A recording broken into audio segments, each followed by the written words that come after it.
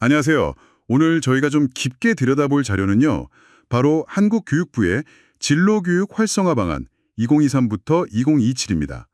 앞으로 한 5년 동안 우리나라 진로교육이 어떻게 바뀔지 그 방향을 보여주는 중요한 계획이죠. 네, 맞습니다. 로드맵이라고 할 수 있겠네요. 이번에 저희가 이걸 좀 파헤쳐 보려는 건 핵심 변화가 뭐고 또 왜 이 진로교육이라는 게 이제 학생 때만이 아니라 평생의 관점에서 중요해지는지 그걸 좀 이해해 보려는 거거든요. 그렇죠.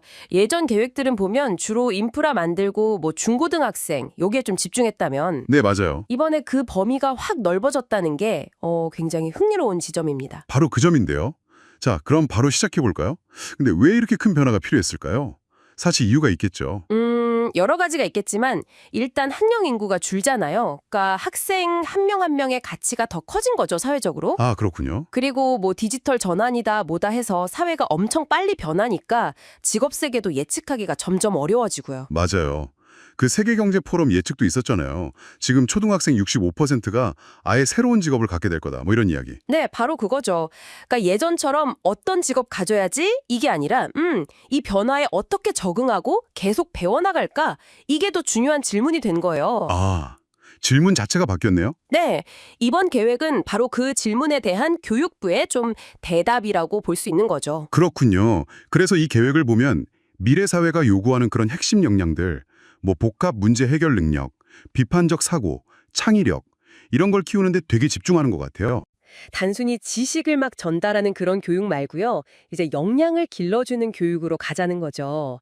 내용뿐만 아니라 그 방식 자체를 바꾸려는 시도인 셈입니다. 아, 방식까지요? 그럼 구체적으로 어떤 내용들이 있는지 더 궁금해지는데요. 핵심적인 거 몇 가지만 좀 짚어볼까요? 네, 좋습니다. 우선 초등 단계부터 진로 탐색을 좀 체계적으로 시작한다는 점. 아, 초등학생부터요? 네. 학년별로 가이드라인 같은 걸 만들고요. 또 교사분들의 전문성을 높이기 위해서 그 우수 진로 교사 인증제 같은 것도 도입한대요. 연수 이수하고 이러면 인증을 해줘서 전문성을 좀 더 인정해주고 확산시키려는 거죠. 선생님들 역할이 더 중요해지겠네요. 그리고 또 뭐가 있을까요? 그리고 그 신산업 분야, 뭐 AI나 메타버스, 반도체 같은 거요. 이런 분야 진로 교육을 강화한다는 부분도 좀 주목해야 할 것 같아요. 신산업이요? 아, 하긴 요즘 중요하죠? 네.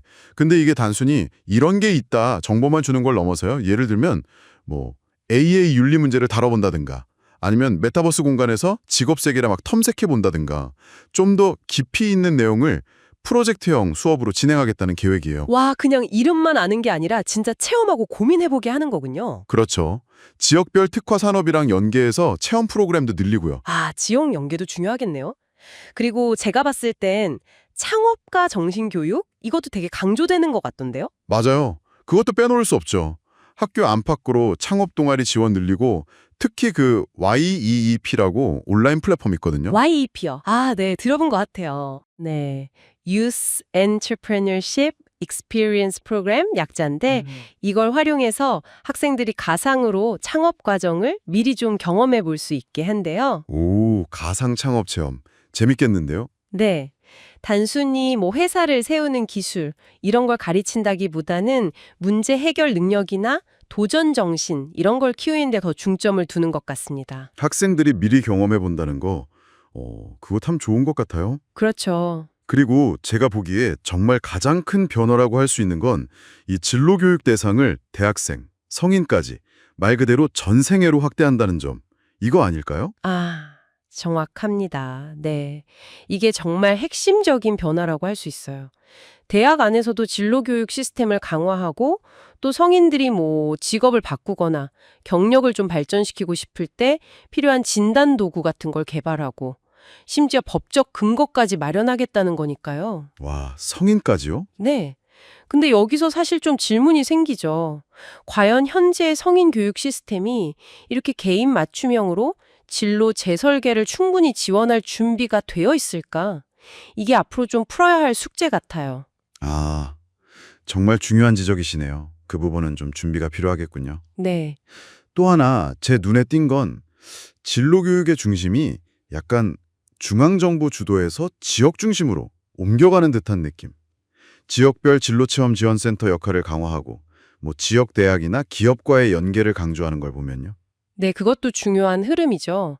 아무래도 지역별 격차를 좀 줄이고 각 지역 특성에 맞는 인재를 키우려는 의도로 보입니다. 그렇죠. 맞춤형 인재. 2022 개정 교육과정이라고 새로운 학교 교육과정 틀 안에서요. 국어, 수학 같은 일반 교과 수업 시간에도 진로 관련 내용을 좀 자연스럽게 녹여내려는 시도. 이것도 중요한 변화입니다. 아, 교과랑 진로를 연결하는 거요? 네, 따로따로가 아니라 통합적으로 접근하려는 거죠. 마지막으로 디지털 기술 활용 계획도 있더라고요. 커리어넷, 꿈길, 아까 말씀하신 와입 이런 여러 플랫폼들을 하나로 통합하고 빅데이터나 AI를 활용해서 개인한테 맞는 진로 정보를 추천해주거나 상담까지 제공하겠다. 뭐 이런 구상이죠. 그렇죠. 흩어져 있는 정보들을 좀 모으고 기술을 이용해서 맞춤 지원을 강화하겠다. 뭐 이런 의도인 것 같습니다. 네. 자, 그럼 정리를 좀 해볼까요? 이번 진로교육 활성화 방안은 결국 이 진로라는 게 더 이상 특정 시기에 끝나는 숙제가 아니다. 네, 그렇죠. 변화하는 세상에 발맞춰서 평생 동안 이어지는 여정이다. 이걸 강조하는 것 같아요. 초등학생부터 성인까지 모든 국민의 성장을 지원하겠다. 이런 큰 그림을 그리고 있는 거고요. 맞습니다. 결국 핵심은 변화에 대한 적응력, 그리고 미래를 살아갈 핵심 역량 개발, 이 두 가지라고 할 수 있겠네요. 적응력과 핵심 역량. 네. 그래서 여기서 마지막으로 여러분께 질문을 하나 던지고 싶습니다. 여러분은 지금 삶의 어떤 단계에 계시든 이런 평생 학습과 지속적인 진로 개발이라는 관점을 자신의 경력이나 삶에 어떻게 적용해 볼 수 있을까요? 아, 좋은 질문이네요. 이 질문을 한번 곱씹어 보시면 좋겠습니다.